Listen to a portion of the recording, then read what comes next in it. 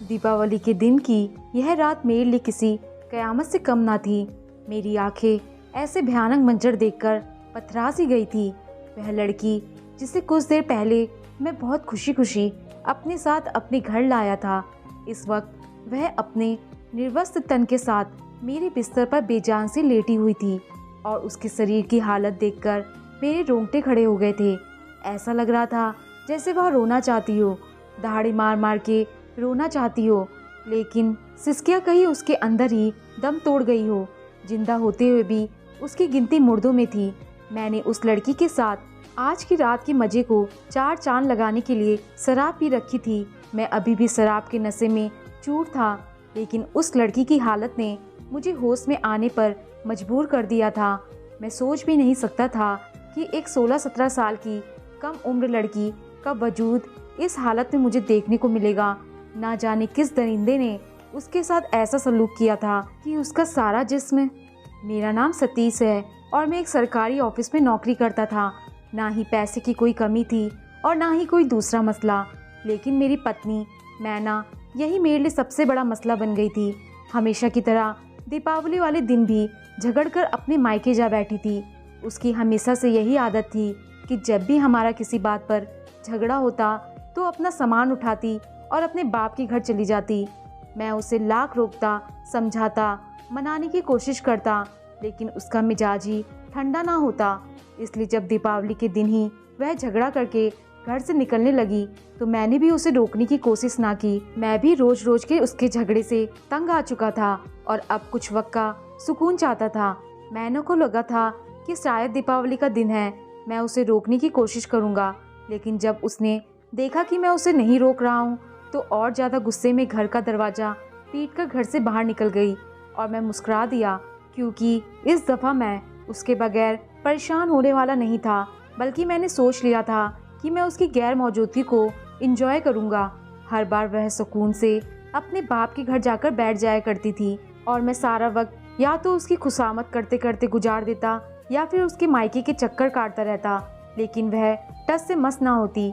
इसलिए मैंने सोच लिया था कि इस बार मैं उसे उसके हाल पर छोड़ दूंगा और खुद किसी और से अपनी ख्वाहिश को पूरा कर लूँगा।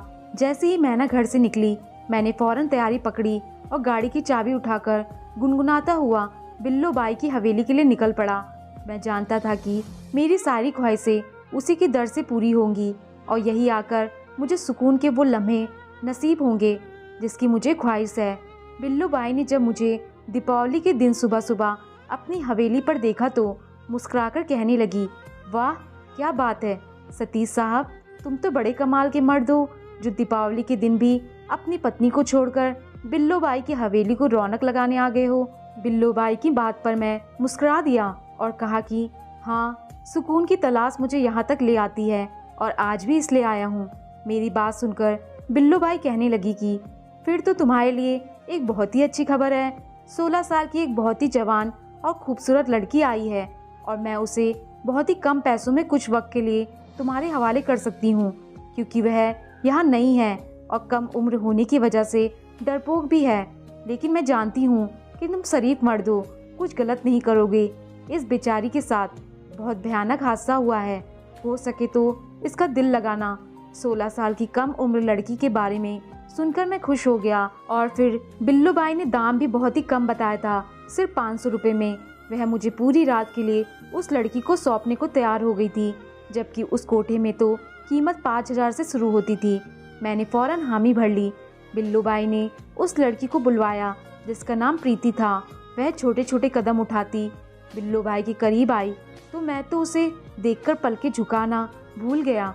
16 साल की उम्र में जवानी उस पर टूटकर बरसी थी और मैं उसे देखकर हैरान रह गया था।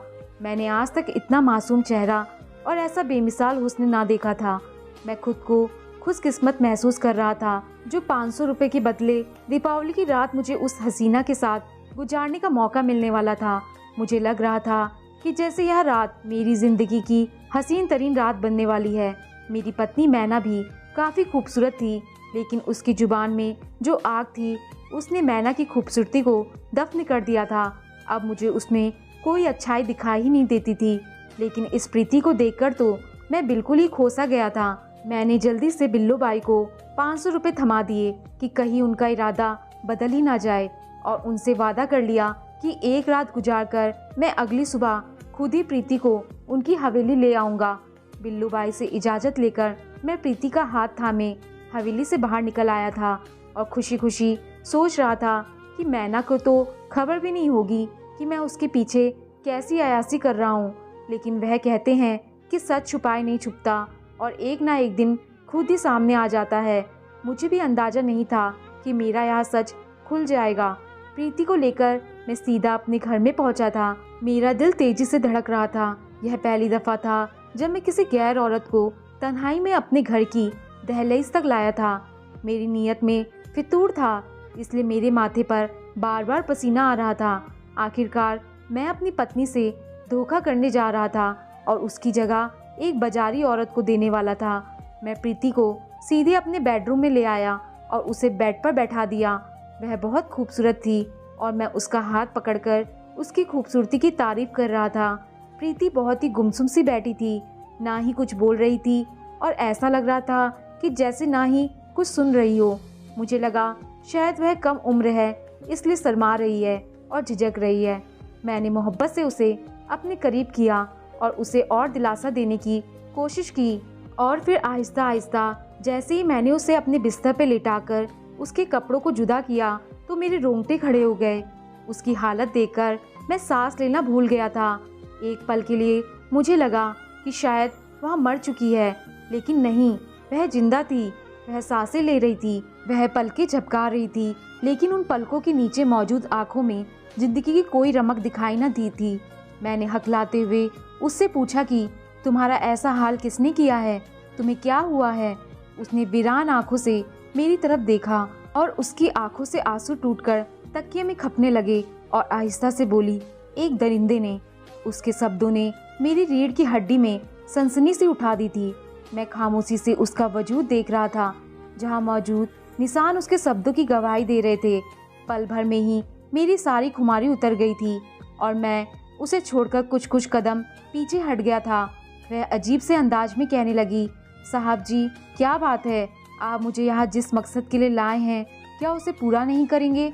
उसकी बात सुनकर मैंने शर्मिंदगी से बिस्तर पर पड़ी चादर उसके तन पर डाली और कहा, नहीं, मैं सिर्फ यह जानना चाहूँगा कि वह कौन सा दरिंदा था जिसने तुम्हारे साथ ऐसा सलूक किया है। कुछ देर की खामोशी के बाद उसने मुझे जो कहानी सुनाई वह सुनकर मेरी आत्मा लरज गई कि किस तरह वह एक दरिंदे तक पहुंची थी और उस दरिंदे ने उसके साथ क्या किया था। प्रीति की तरफ देखकर मुझे बार बार अपनी पत्नी का ख्याल आ रहा था। उसके चेहरे पर भी बिल्कुल ऐसी ही मासूमियत थी जैसी प्रीति के चेहरे पर थी। मैना भी तो घर से अकेली ही निकली थी और मैंने उसे रोका भी नहीं था, बल्कि उसके जाने पर खुशी मनाई थी।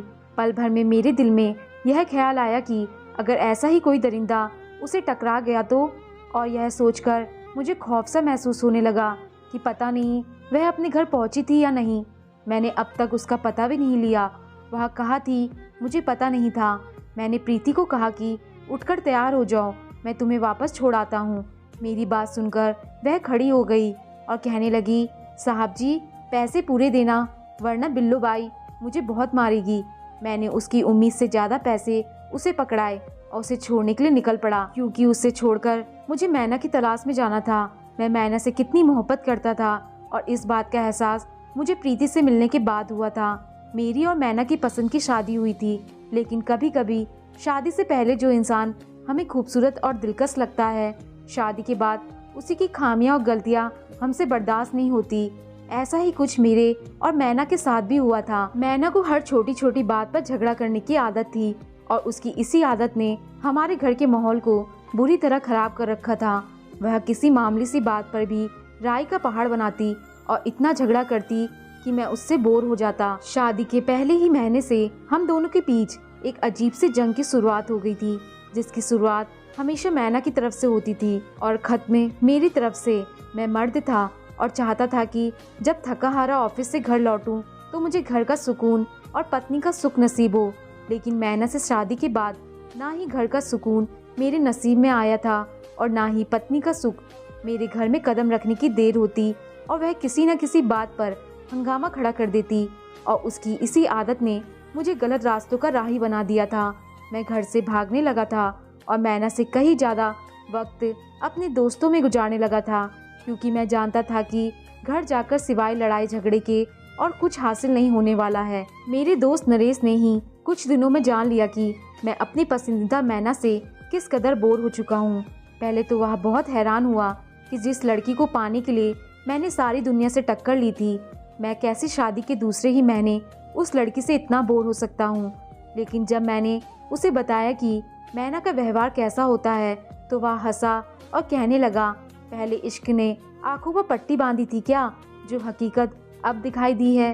नरेश की बात में मैं शर्मिंदा हो गया था, क्योंकि वाकई में मैं और मैना शादी से पहले 2 साल तक एक दूसरे की मोहब्बत में गिरफ्तार रहे थे, और उन 2 सालों में मैंने कभी मैना का यह रूप ना देखा था और ना ही हमारा कोई झगड़ा हुआ था। लेकिन पता नहीं क्यों शादी के बाद मैना एकदम ही बदल गई थी। नरेश कहने लगा कि चल सतीश, तू फिक्र ना कर, मैं तुझे ऐसी जगह ले चलता हूँ जहाँ तुझे सुकून ही सुकून नसीब होगा, कोई तुझसे झगड़ा करने वाला ना होगा, बस तेरी सारी ख्वाहिशें पूरी हो जाएंगी। नरेश की बात पर मैंने हंसकर कहा कि क्या तू मुझे स्वर्ग में लेकर जाने वाला है, क्योंकि जीते जी तो अब मुझे सुकून नहीं मिलने वाला है। मेरी बात सुनकर नरेश जोर जोर से हंसते हुए कहने लगा कि मैं तुझे स्वर्ग में नहीं लेकर जा रहा, बल्कि बिल्लू बाई की हवेली लेकर जा रहा हूँ। वहाँ जाकर तू अपने सारे गम भूल जाएगा।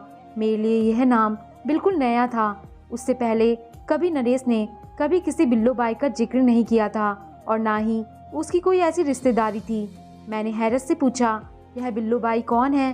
तो उसने फौरन ही अपने होठों पर उंगली रखकर मुझे खामोश रहने का इशारा किया। मैं समझ गया था कि वह यह बात अपनी पत्नी से छुपाकर कह रहा है। मुझे फौरन ही हंसी आ गई। हम दोनों एक ही कश्ती की राही थे।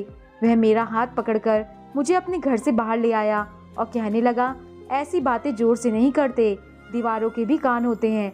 चल तू मेरे साथ देखना, वहाँ जाकर मैना के दिए सारे दुख भूल जाएगा। मैंने उसे रोकना चाहा, लेकिन नरेश के आगे मेरी कहाँ चलती थी। वह मेरा जिगरी यार था और एक बार जो कह देता तो उससे पीछा नहीं हटता था। मैं यही सोचकर उसके साथ चल पड़ा कि शायद बिल्लू बाई कोई नेक और भली औरत होगी और वहाँ जाकर मुझे सुकून मिल जाएगा। तकरीबन आधे घंटे के बाद मैं और नरेश एक बड़ी सी हवेली के अंदर दाखिल हो रहे थे, जिसकी शान और शौकत देखकर मैं हैरान रह गया था। मैंने उससे आहिस्ता से पूछा कि अब तू बता, यह बिल्लू बाई है कौन? नरेश कहने लगा कि अंदर जाकर खुद ही देख लेना। और जैसे ही मैं उस हवेली के अंदर दाखिल हुआ तो मेरी जान निकल गई। अंदर का तो मंजर ही कुछ और था। एक तरफ तबले की थाप थी तो दूसरी तरफ घुंघरू की झंकार।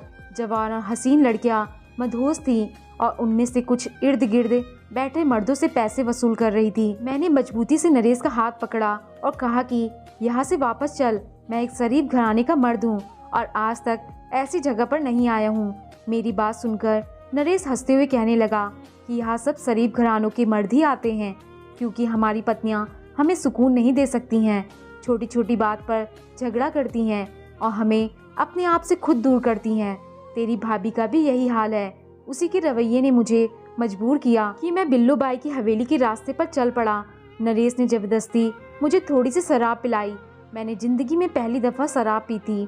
थोड़ी सी शराब ने मुझे पूरी तरह मदहोश कर दिया था और उसके बाद मैं सही और गलत भूलकर नरेश के साथ उन जवान और हसीन लड़कियों के मुजरे का मजा लूटने लगा।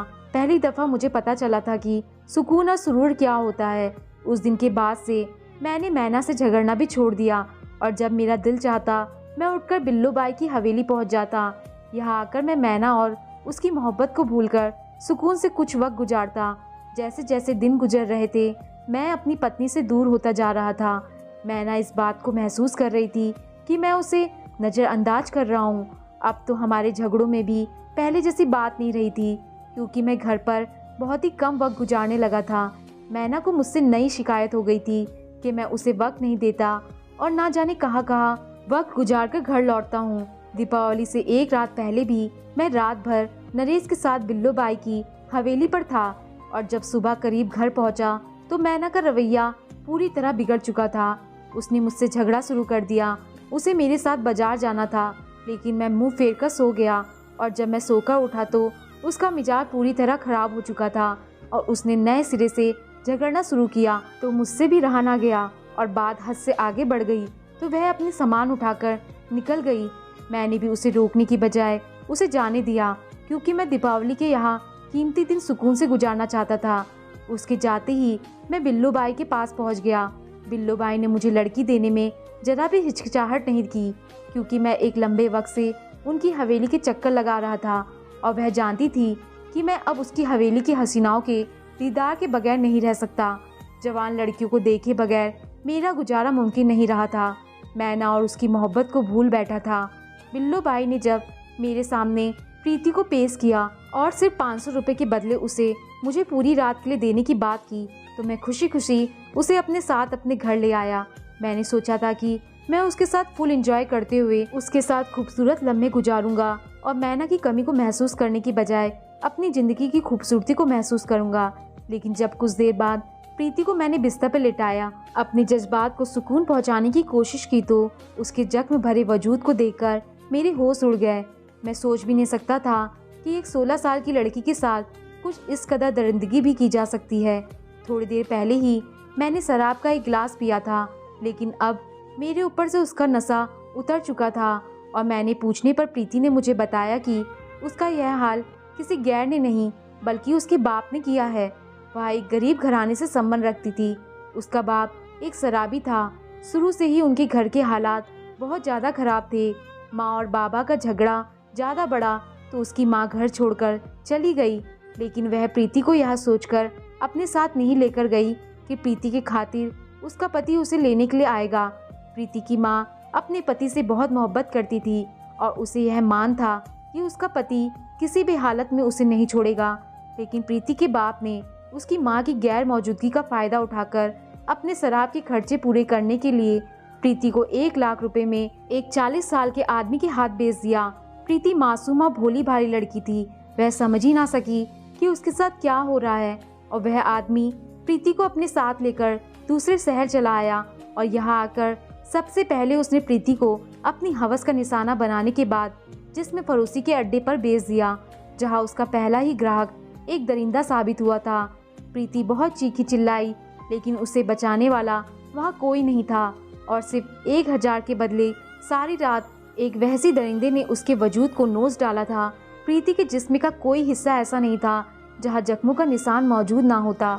यहाँ तक कि जख्म इस कदर गहरे थे कि उन्हें देखकर उसकी चीखों का एहसास होना मुश्किल था। प्रीति कहने लगी कि उस दरिंदे का शिकार होने के बाद उसे सुकून हो गया, क्योंकि फिर कोई दोबारा उसका जिस्म खरीदने का कोई भी ख्वाहिशमंद ना रहा और वह जिस्म फरोशी के अड्डे से बिल्लो बाई की हवेली तक पहुंचा दी गई ताकि मुजरे की महफिलों में काम आ सके। लेकिन जख्म इतने गहरे थे कि थोड़ी देर के मुजरे के बाद प्रीति थककर बेहोश हो जाया करती थी। बिल्लो बाई प्रीति के तन से तंग आ चुकी थी, लेकिन वह उससे बहुत फायदे को बर्बाद भी नहीं करना चाहती थी, इसलिए उसकी कीमत सिर्फ 500 रुपये तय कर दी गई थी। बिल्लो बाई जानती थी कि मैं एक शरीफ आदमी हूँ जो नरेश की वजह से उनके कोठे पर राही बना हूँ और इसलिए उन्होंने जानबूझकर मेरे सामने प्रीति को पेश किया। मैं उसकी खूबसूरत सी शक्ल देखकर उस पर मर मिटा और 500 रुपये सुनकर तो फौरन ही उसे अपने घर ले आया। प्रीति के आंखों से लगातार आंसू बह रहे थे और वह कह रही थी कि अगर उसकी माँ घर छोड़कर ना जाती और उसका बाप उसकी माँ को इज्जत देकर अपने घर में पनाह देता तो शायद आज वह इस दरिंदगी का शिकार ना बनी होती। मैंने प्रीति से कहा कि अगर वह चाहे तो मैं उसे बिल्लो बाई की हवेली से हमेशा के लिए आज़ाद करवाकर वापस उसके घर उसकी माँ के पास भेज सकता हूँ। लेकिन मेरी बात सुनकर वह मुस्कुरा दी और कहने लगी उसका वजूद अब किसी काबिल नहीं रहा, यहाँ तक कि वह माँ भी बन नहीं सकती, तो फिर पलट कर वापस जाने का क्या फ़ायदा। उसकी माँ तो बहुत पहले ही उसे इसके बाप के रहमो करम पर छोड़ गई, तो अब कैसे अपनाएगी। वह वापस बिल्लो बाई की हवेली जाना चाहती थी।